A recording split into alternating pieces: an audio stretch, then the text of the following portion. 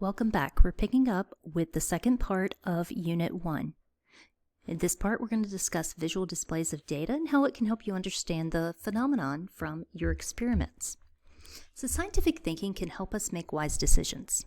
Lots of times we see the data that they present, but it's going to be very important for you to be able to understand what that data is saying.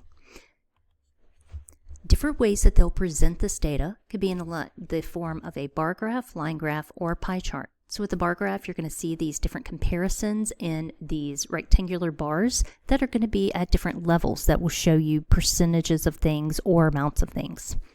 The line is going to be like the one that we saw when we discussed the arthroscopic surgery. So with that knee surgery, we saw how they compared the differences in different things that were being measured over a 2-year period. With the pie chart, it's going to give percentages, and these percentages are going to be shown in slices. And we saw an example of this when we discussed bias in printing or publishing peer review articles with females. Now here we're going to discuss several different things that need to be shown when you do a different type of graph. So here they're giving you an example of a line graph. One of the first major things that you always have to have is going to be a title. So that has to describe the content that you're displaying. Next, the y-axis is going to be the vertical axis, and that's going to present one dimension by which data can be described. The axis must always be labeled and include units of measure here. This is also going to be known as the dependent variable side. So this is where you're going to be able to measure your dependent variables. The value is going to be expected to change in response to a change in the independent variable. Now going over to the right-hand side, you will see these different data points. That's individual measurements that are going to be plotted within the visual display. Along the x-axis, that's going to be the horizontal axis. That's going to present one dimension by which the data can be described. The x-axis is always going to be labeled and include units of measurement. So in this case, you're going to see time. Independent variable will be on the x-axis, so it's important to know that. So with these variables, when we discuss independent variable, that's going to be some measurable entity that is available at the start of a procedure and whose value can be changed as required. Dependent variables are going to be created by the process being observed and whose value cannot be controlled. Statistics are going to be very important and can help us in making decisions. You need to know that statistics will be a set of analytical and mathematical tools designed to help researchers gain understanding from the data that they gather. 3 ways that it's going to help researchers is it understand the data gathered, it will determine probability of experimental error, and identify relationships between variables or lack of relationships between variables. Next that's important when we're looking at data is drawing conclusions. So sometimes when you draw conclusions, it's going to be based on limited observations, and that could be risky. For example, looking at this picture, if you were from, let's say, another planet, another country, you showed up somewhere, and this was what you were given for male versus female, you might draw the conclusion that females are larger than males. You might draw the conclusion that they're considerably taller than the male. When in theory, that is not true. So looking here, the average female is going to be about 5'4". That means 5 foot 4 inches. And then you see that plus or minus 3 inches there. What that means is you can add 3 inches or you could take away 3 inches. So the actual height of a female is going to be in the middle, 5'4", but what's considered average is going to be 5'1" to 5'7" because you can add or subtract that 3. So you're going to need to know that for your quizzes and tests. Now for males, the average male is going to be 5'9.5" plus or minus 3. So basically what that means is it could be 5'6.5" as the lowest range, that 5'9.5" is going to be in the middle, and then you add 3 to that in order to get your tallest.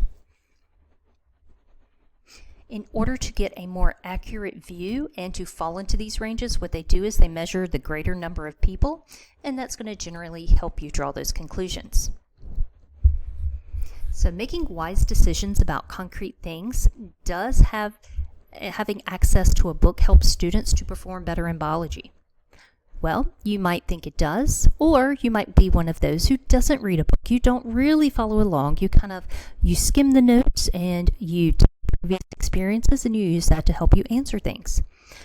The studies show that students who had access to a textbook scored an average of 81%, plus or minus 8% on their exams, while those who did not scored an average of 76%, plus or minus 7 on their exams.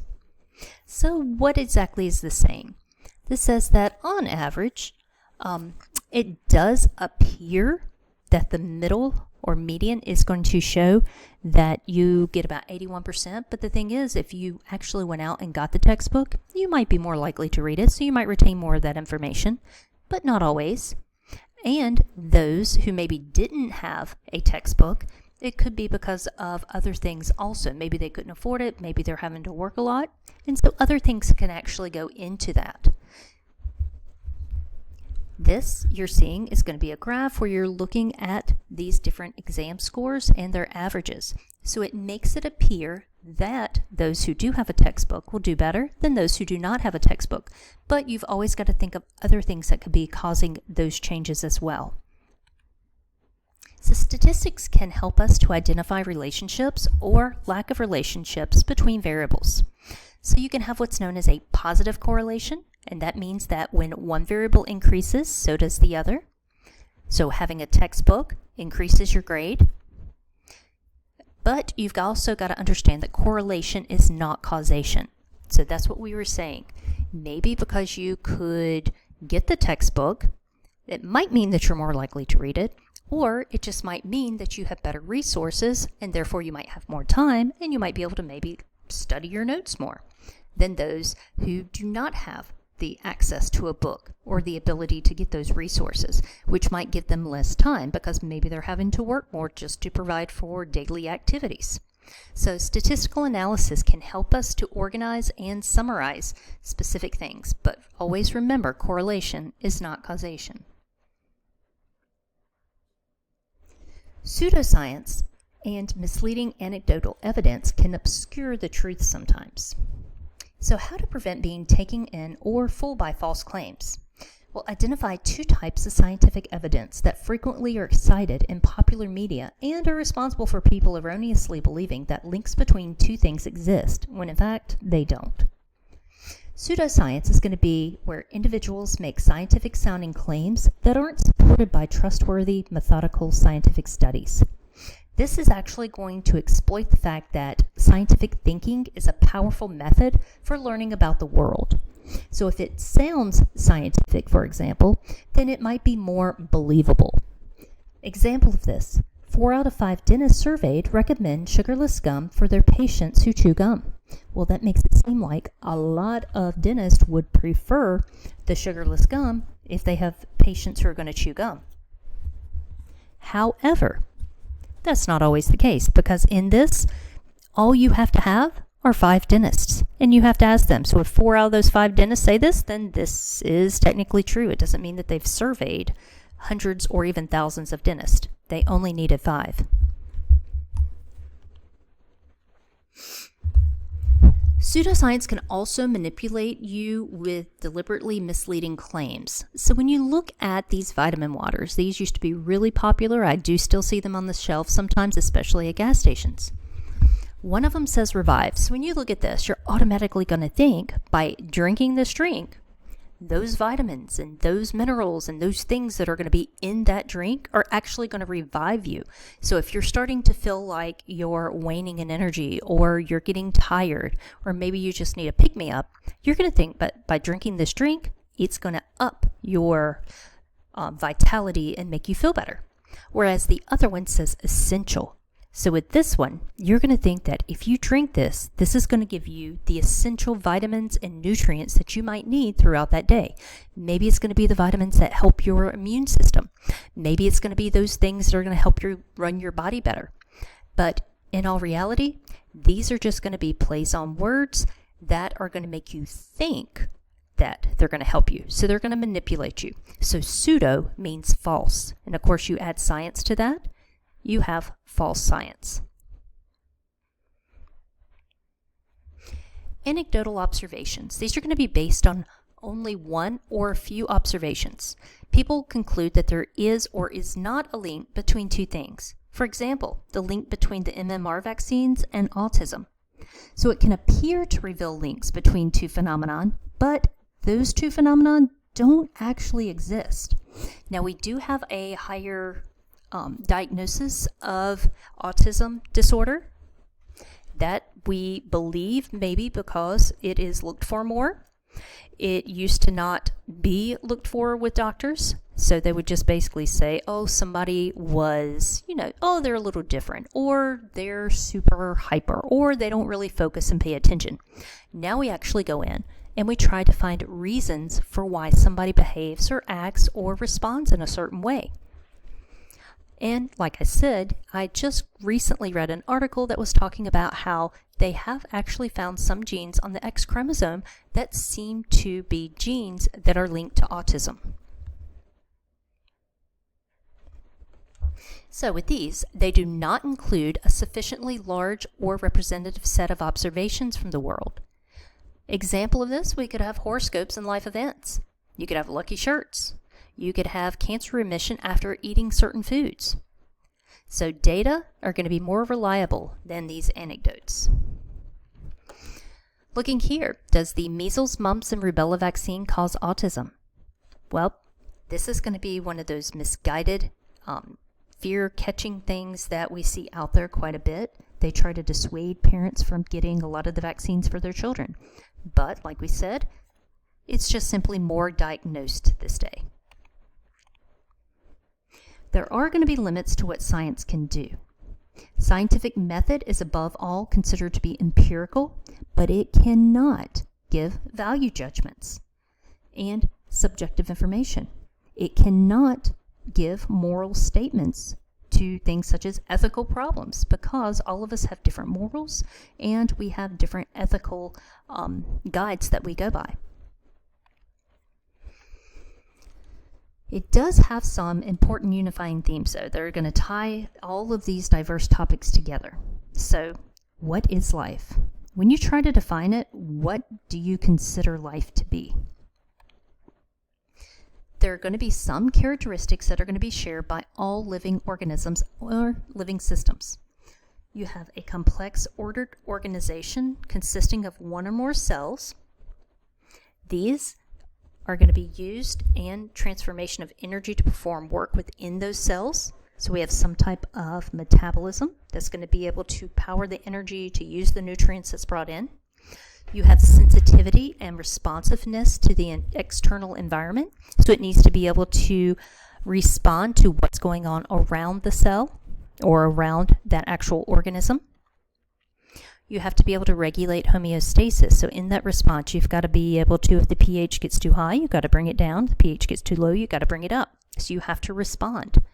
You have growth, development, and reproduction, and evolutionary adaptation leading to descent with modification over time. So two unifying themes. We have hierarchical organization. That's atoms and molecules will make up cells. Cells make up tissue. Tissue makes up organs. Organs make up organ systems. Organ systems make up the organisms. Organisms will make up different populations and areas. Those populations can make up communities. The communities together will work together to make ecosystems, and then those ecosystems make up the entire biosphere. Now, the power of evolution is going to be another important unifying theme. We see that we have change in genetic characteristics of individuals within populations over time. And this is going to account for the diversity in organisms, and it accounts for how things have changed to fit their environment and their surroundings over time in order to survive. So 4 chief areas of focus. You have the chemical, cellular, and energetic foundations of life. We will talk about these in units 2, 3, and 4. You have genetics and evolution and behavior of individuals. These will be found in units 5 through 8. You've got staggering diversity of life and the unity of underlying it. That's going to pick up with Biology 102 in the first 4 units.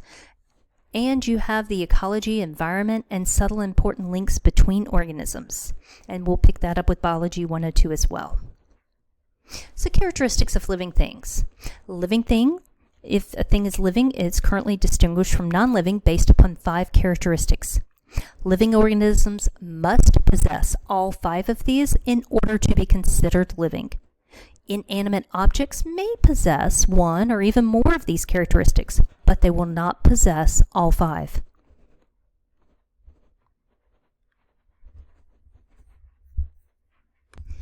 So let's get into those 5 basic characteristics of living things. The first, organization. Now with organization, we're going to have 10 levels just in this section. So out of that, we have the first one. We have the chemical level of organization. So the most basic level is the chemical level.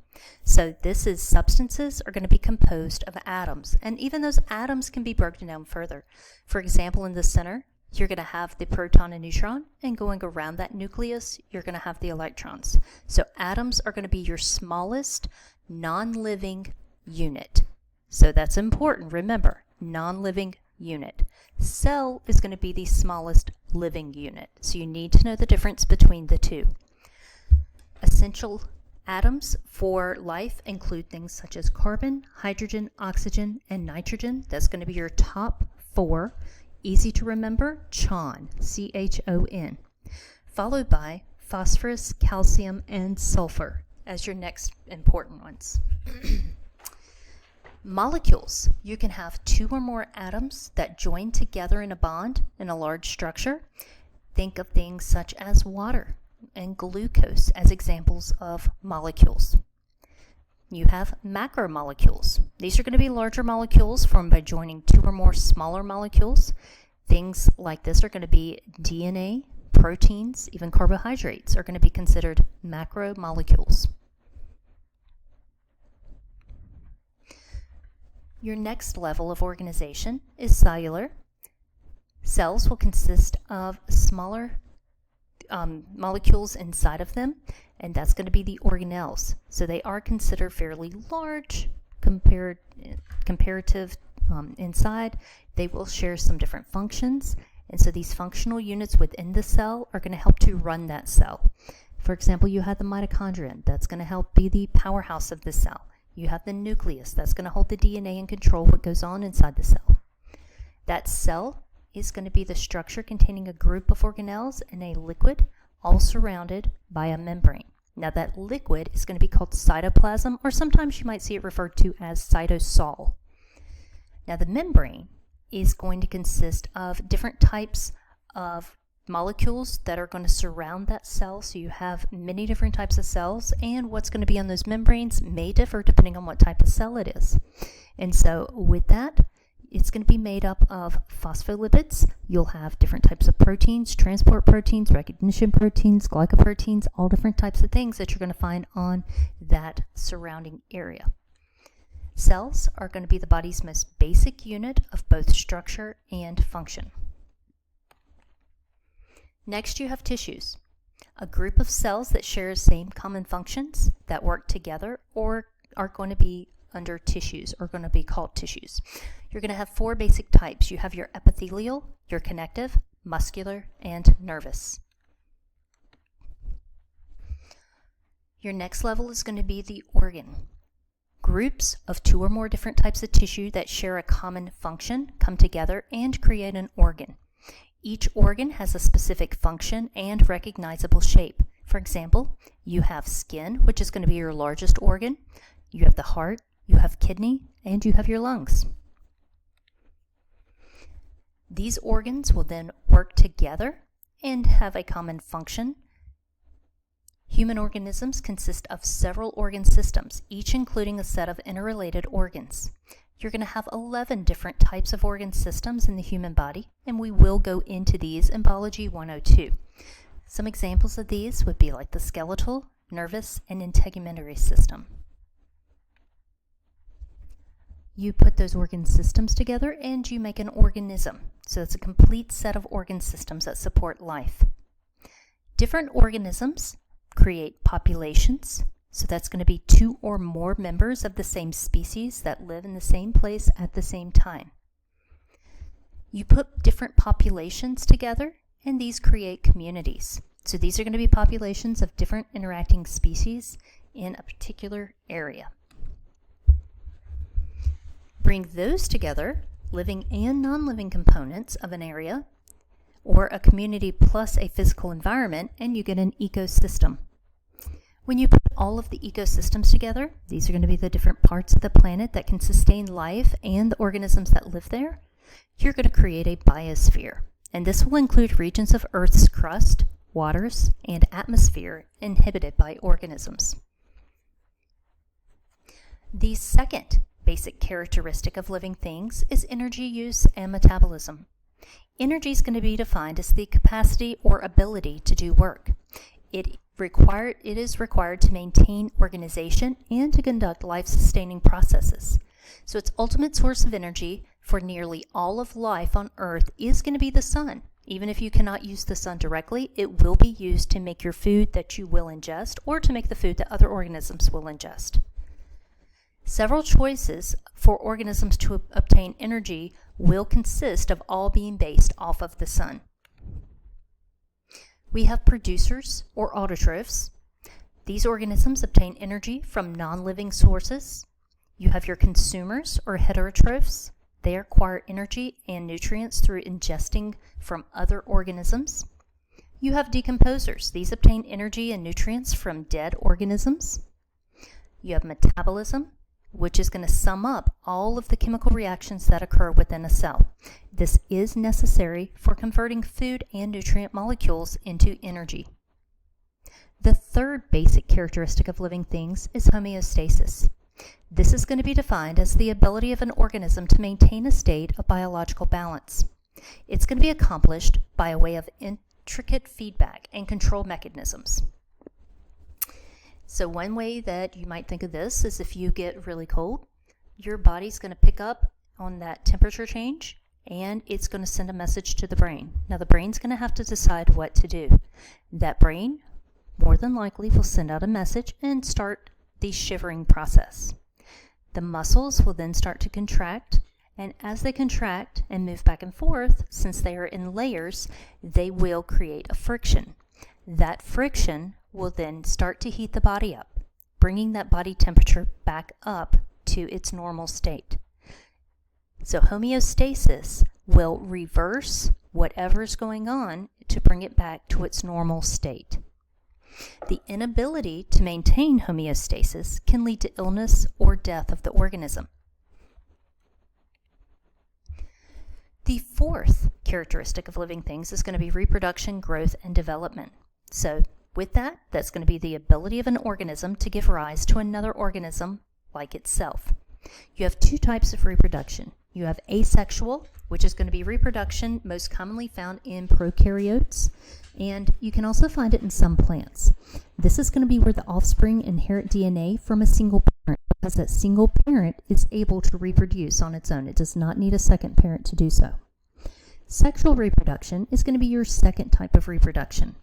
It's going to be common in multicellular organisms in which offspring arise from the fusion of gametes of two distinct sexes.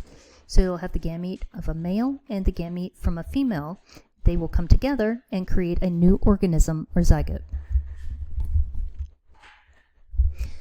The fifth characteristic of living things is irritability and adaptation.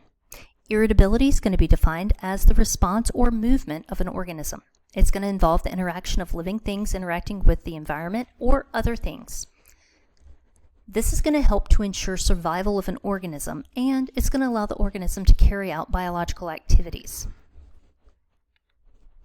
Adaptation is going to be the modification that makes organisms suited to their way of life and is going to allow them to survive and reproduce. Examples could include camouflage in order to acquire food or to escape predation, and leaf curling to minimize wind damage for plants. When we talk about living things, there's going to be three basic domains. The first domain is the bacteria.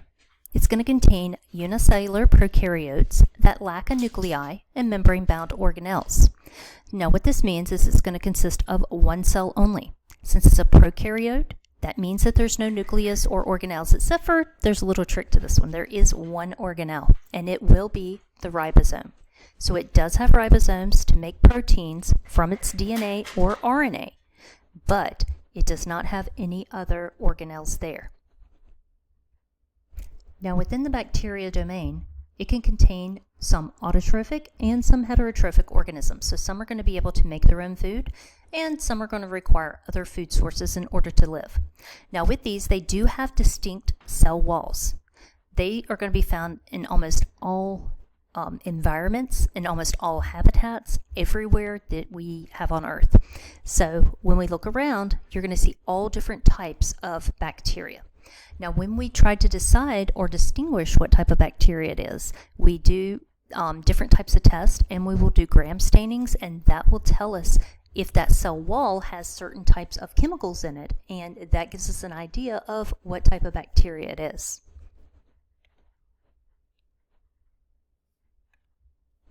Archaea is going to be another unicellular type organism. It is also going to be a prokaryote, so it does not have a nucleus or membrane-bound organelles, except it does still have that ribosome, which is going to make proteins. It contains some autotrophic and some heterotrophic, just like with the bacteria, and they do also have distinct cell walls. These are going to be found in water devoid of oxygen and in harsh environments or conditions. Things where temperatures are going to be extremely high or could be extremely low. You could have a high salinity, so high salt content, or it could be extreme pH or pressure. So when you think of the archaea, think of archaic or think of ancient. Think of things that are going to be in very, very harsh conditions. And last, but of course not least, are going to be the eukarya. These are going to be found to have a nucleus and have membrane-bound organelles. With this nucleus, it's going to contain the DNA or RNA, and we have divided this group into 4 main groups or subgroups. We have the first, which is the protista. Most are going to be unicellular. Some are going to have cell walls. Some are going to be autotrophic, some heterotrophic. These are going to be a large group. It's kind of a catch-all group because if it doesn't fit in the other 3 groups, we kind of throw it into the protista at the time. The second group in eukarya are going to be the fungi. These mostly are going to be multicellular. They have cell walls of chitin and are going to be heterotrophic. They're going to eat by breaking down and absorbing usually dead decaying material, but it could be something that's living, such as skin, because you can have a fungus that eats away at the skin or nails, and so they just simply break down that tissue and eat it through absorbing. The third is going to be plants. These are multicellular. They have cell walls of cellulose, usually are going to be autotrophic, and have complex organ systems. Fourth will be animals. These are going to be usually multicellular, no cell walls, and are heterotrophic. These will eat through ingesting other things. They have complex organ systems that will work together to help support this organism. That's going to finish us up for Unit 1, and we will meet back for Unit 2.